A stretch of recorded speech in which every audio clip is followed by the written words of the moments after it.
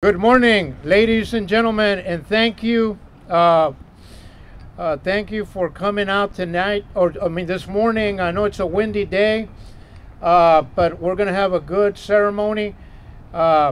We also want to remind you that if you need to use the facilities, we do have a portable restrooms.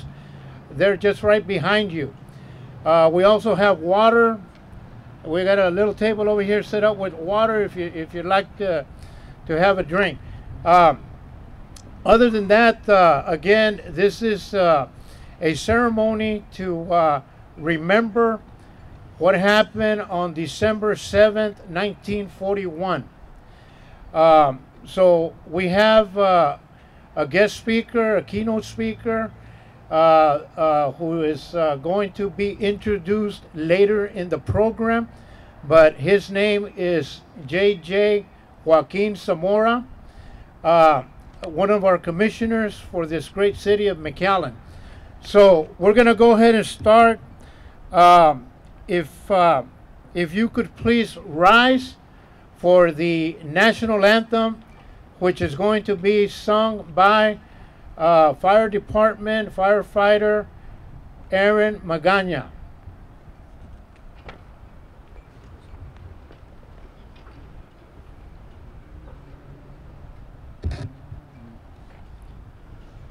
Oh, say, can you see by the dawn's early light what so proudly we hailed at the twilight's last gleaming, whose broad stripes and bright stars through the perilous fight o'er the ramparts we watched were so gallantly streaming, and the rocket's red glare, the bombs bursting in air, gave proof through the night that our flag was still there.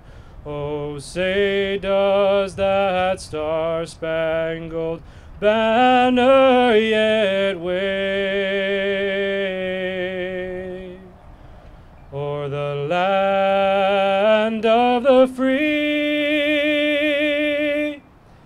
and the home of the brave? Thank you. Please remain standing for the Pledge of Allegiance.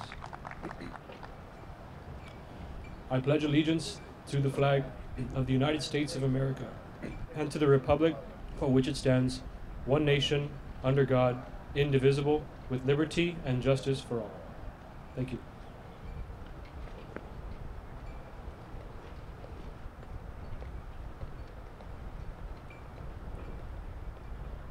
Thank you, Aaron, for the national anthem and the Pledge of Allegiance. Please sit. Take your seats, please. The invocation.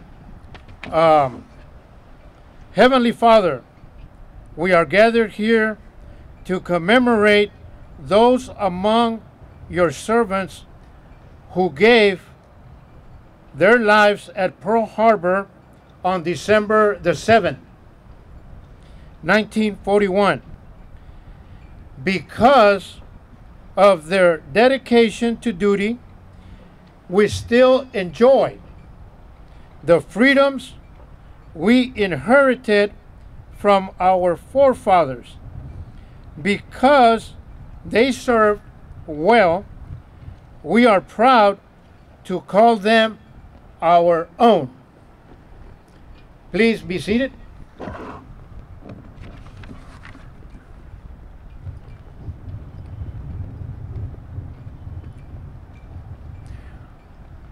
This morning, as you know, we carry on our daily lives.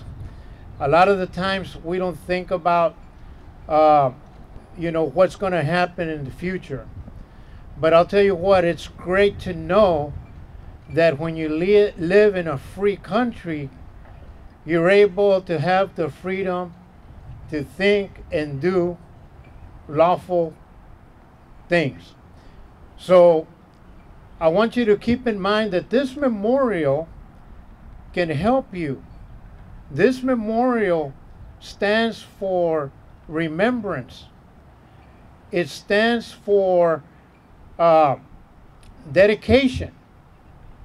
And you can go through and you can read the information on the walls. We have different sections. We have a World War II section. We have a Korean War section. We even have an all wars section. We also have a Vietnam section. But I encourage you to come out here whenever you have an opportunity. It's a nice sunny day.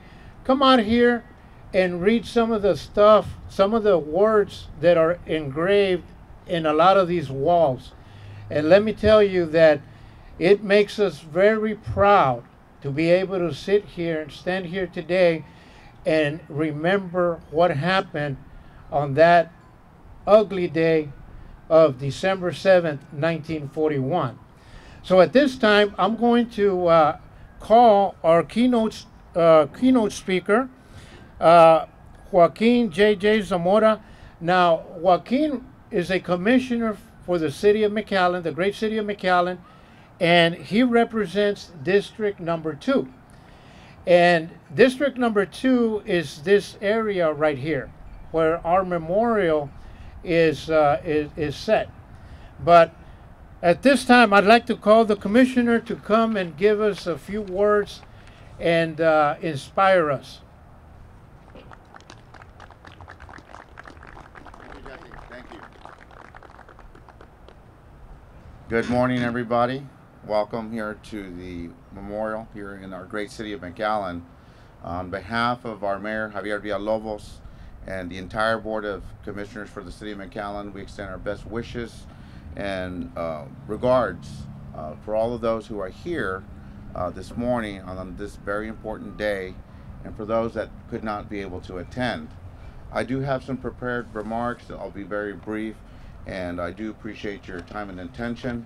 And I just take a quick moment to just recognize Colonel Plummer and give him a round of applause for all the efforts that he's done over the many decades to make sure that this memorial came from not just a dream to fruition, where you stand and sit here today. December 7th, 1941, a date that will live in infamy. 82 years later to this day, that is how this day is remembered, through an unprovoked and surprise attack on Pearl Harbor by the Imperial Japanese Navy, and how this day is remembered. We remember the brutal nature of the attack, killed thousands of young American servicemen and women, as well as civilians. We remember this day because it also launched our great country of the United States of America into a world war that was not sought, World War II. We remember it because our U.S. Congress deemed that we were highly resolved that those dead shall not have died in vain. We remember because it is important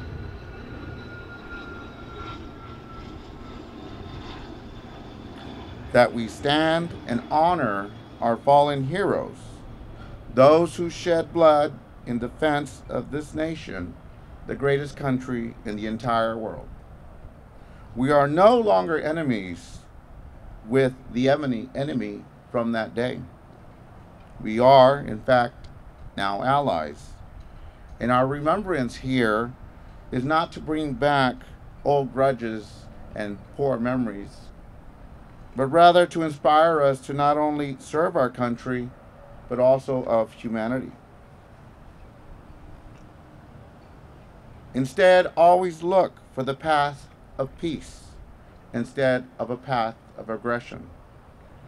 The memory of that day, December 7th, 1941, especially for those who served or had family members or friends who served, and who unfortunately died in that attack or in the course of World War II, is still fresh in the hearts and minds and our conscious as it should be. And that is why we remember. To thank those brave men and women who were ready then, who are ready today, to volunteer and serve our nation when needed and necessary, to make the sacrifices, and at times the ultimate sacrifice, for our country of the United States of America.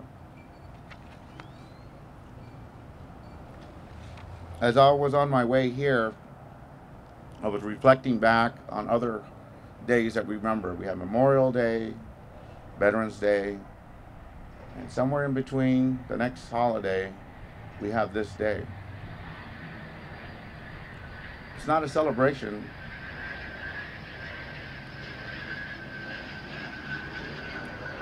But a remembrance, a reflection, a day that we should take to pause in our everyday busyness, to pause in our regular concern, to pause in our regular routines, to reflect back that this country was not created or made yesterday. It was years and years of blood, toil, sacrifice, and ultimate sacrifice to make our country what it is today, which I believe, and I'm sure many of you share with me, the greatest country on the face of the world. Our existence did not happen overnight. I firmly believe that God has always been our light and has blessed our nation, that other nations across the face of the world look to and aspire to be.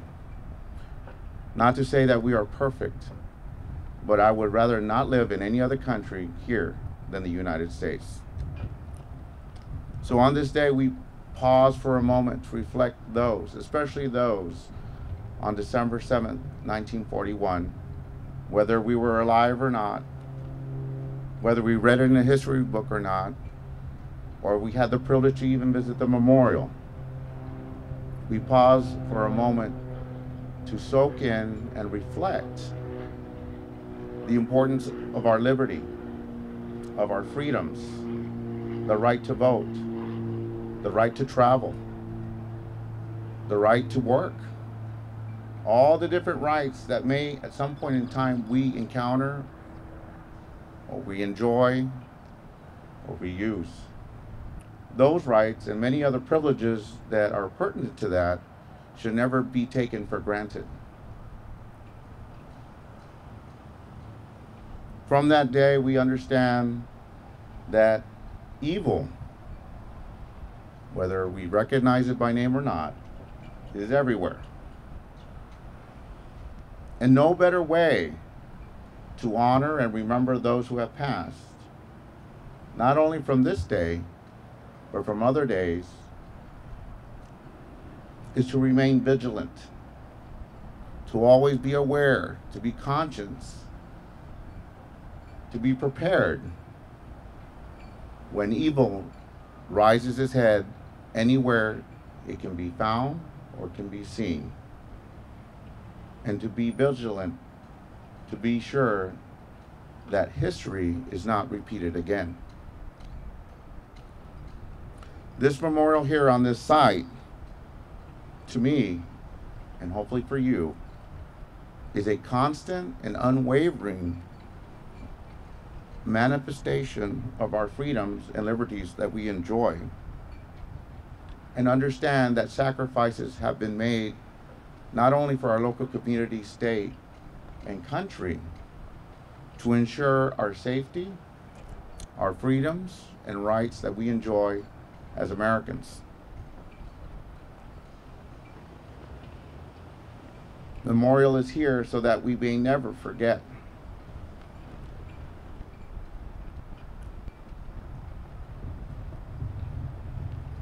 As I stand before you in this small crowd, I appreciate the time and sacrifices you made today to be present.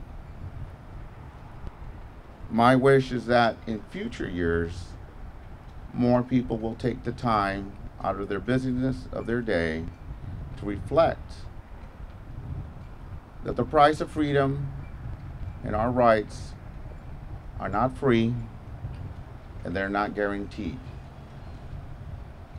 But the one thing that I look forward to is hope. The hope that our current generations and our future generations will never forget. That we leave this land in a better condition for them than when we leave. That is a promise. The best way to remember those who came before us to make our country. So that we will always remember and never forget. Thank you, ladies and gentlemen. May God bless you, God bless McAllen, and God bless the United States of America.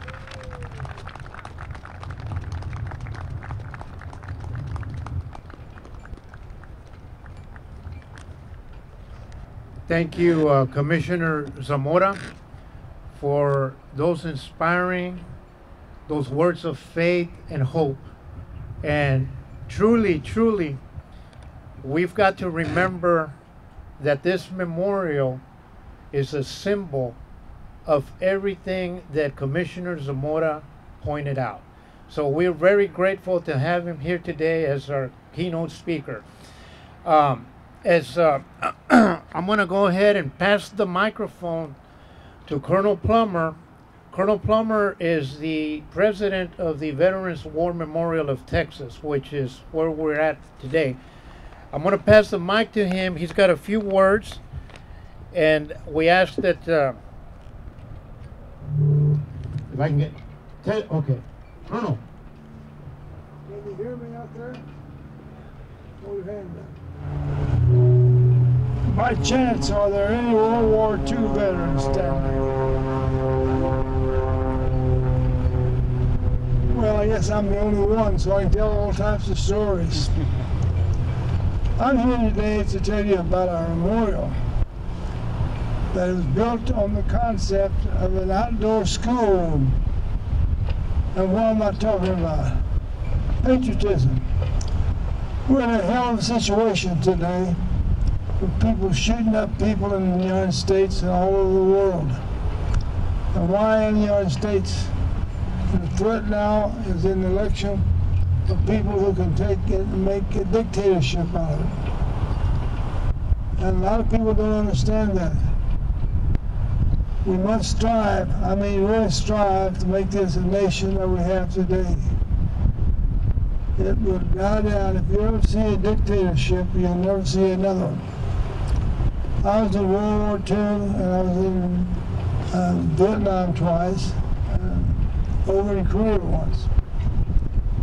And it's what it tells people what happened. Now the children, well, I guess it's better to say, how do we exist here in the United States? In every country. It's patriotism. How do you get patriotism? One thing for sure, you do not learn alone. Our children, from the parents, are the first stage of learning what it's all about. You know, they'll say my house, my school, my dog. They learn the my words, my country. But then the second line are our schools. And that is what we have every time except this one, because schools were closed off for tests this week. They learn in school, spend my football team, my teacher, my classroom, my buddies. These are all words that they learn. But when you see today, there are no children here. So we fail to do what we want to do, have the parents out here and the children. I saw a family of 11 out here the other day, and he was reading one of the rules over here about the Second Amendment. He was reading it to his family, which could not speak English, but were citizens. And he read each one of those rules out there for 2 hours. When he got to one, I said, "Can I help you?" I walked by. He said, "Well, yes." What is this word, search and seizure? Well, I told him in simple words. He told him and went back to reading that wall. That is what it was made for. But children spend probably, we've made studies, probably 2 to 5 minutes reading. The rest of the time they're running around pinching each other and telling stories and doing all types of stuff, then going back to the walls. But where it comes in is when the parents or friends that go out there when they're young and read from the walls. I saw a teacher out here one day reading to the kids. There was no running around, no pinching. She was very interesting, and from that they learned a picture of the world as it is for us.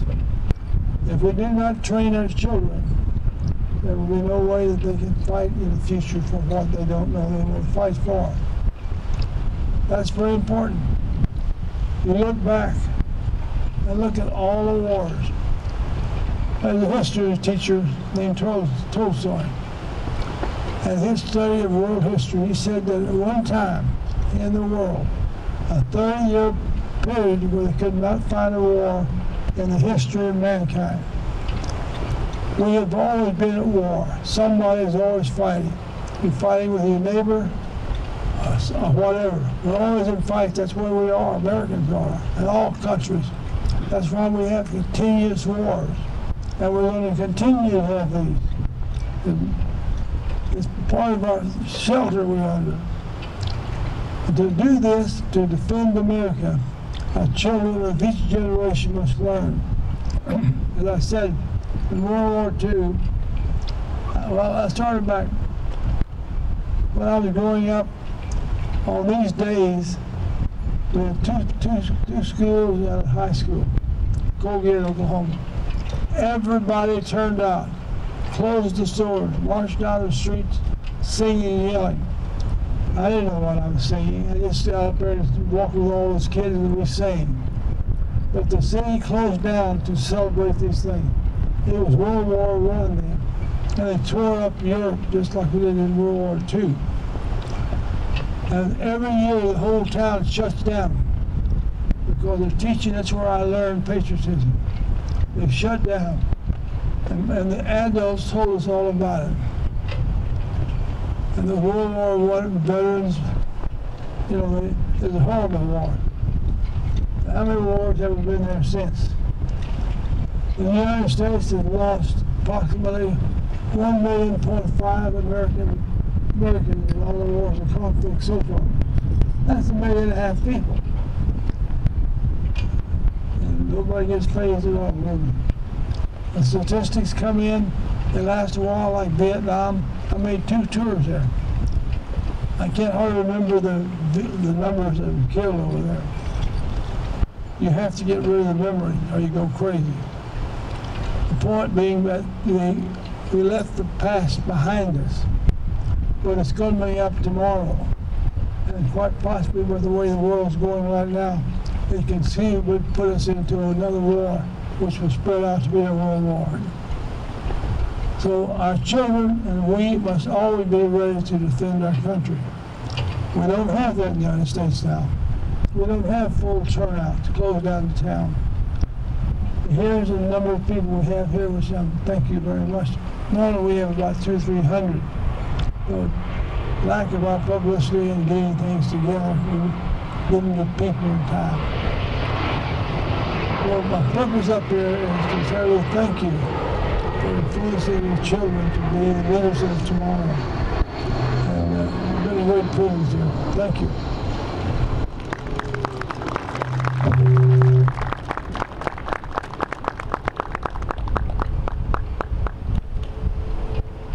Thank you, Colonel Plummer, for those inspiring words and a lot of good information. Colonel Plummer is the president of the Veterans War Memorial of Texas. Everything you see here was started back in 1988, and he's been on it ever since and has not stopped. So we encourage you to come out here. It's a great place to bring the family, look at some of the walls, read some of the graphics on there. We encourage you to come out here. The next thing on the agenda is we're going to do a moment of silence, and we're going to have The fire department, pipe, and drum corps will play Amazing Grace.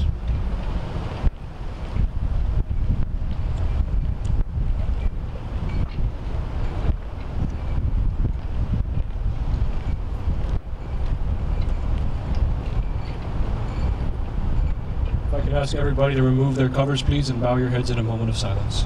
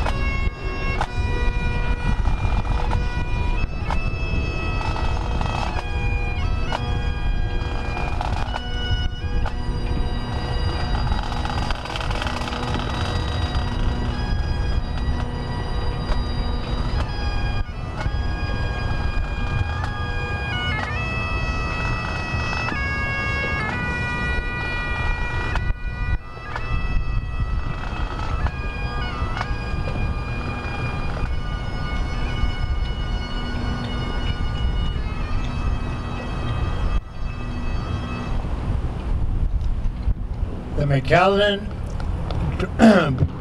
bagpipes and drum corps. Please remain standing as we're going to go through the 21 gun salute and taps.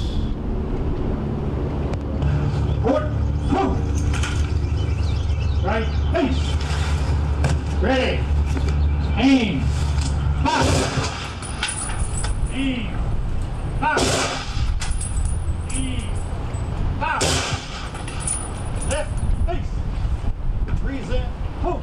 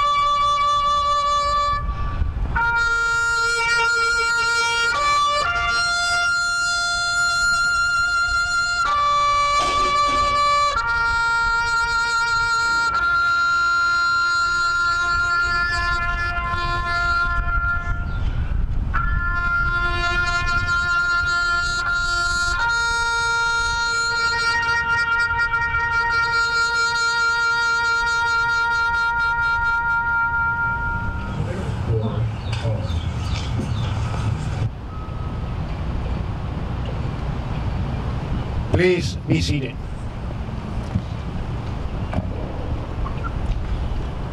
The benediction. Blessed are you, O Father, forever and ever. Amen. Almighty and merciful God, we remember before you in this moment of departed comrades. We recall the reverence, the good deeds they accomplished. We honor those who fought a good fight in a just cause. Comrades, both in war and in peace, who have served this country with dignity and with honor. We want to thank everybody for joining us this morning. This was a great ceremony. It's always an honor to remember the past, especially what happened on December the 7th. We must never forget. We must pass this information to the generations that are going to come beyond us. So it's very, very important that we never forget. And remember, patriotism, we are not born with it. We learn from our families, we learn from veterans that have served, people that we talk to. So we got to keep that alive. Keep passing it on, so that way the young ones, the youth, will be able to understand why this memorial was built. In closing, I'd like to thank, of course, the City of McAllen, Mayor Javier Villalobos, who was not able to attend this. We want to thank our keynote speaker, JJ Joaquin Zamora from District 2, Commissioner from District 2. We also want to thank the McAllen Fire Department, the Bagpipes and Drum Corps for joining us this morning.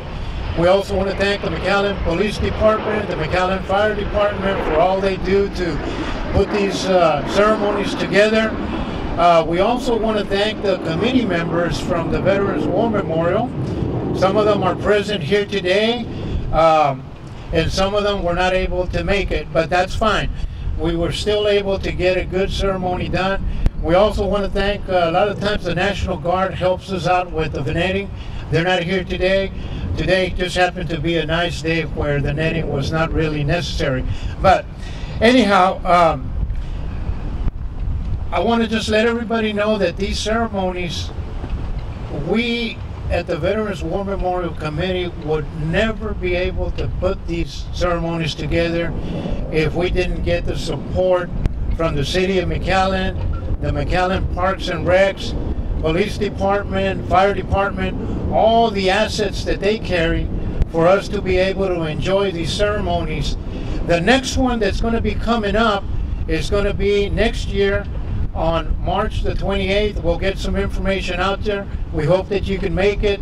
And then, of course, we'll have a Memorial Day ceremony next year, which will be the last Monday in May. We're also going to celebrate well, not celebrate, but we're going to remember the September the 11th. We'll have a ceremony next year on September the 11th, and we're also going to have one for Veterans Day and Pearl Harbor Day. So be looking out. We're going to have information out there. Keep those dates. Keep that time, because we want you to pass the word so we get this memorial filled up in the future. We thank you for coming. We thank you for taking the time, and enjoy your day, and we hope to see you soon. Thank you.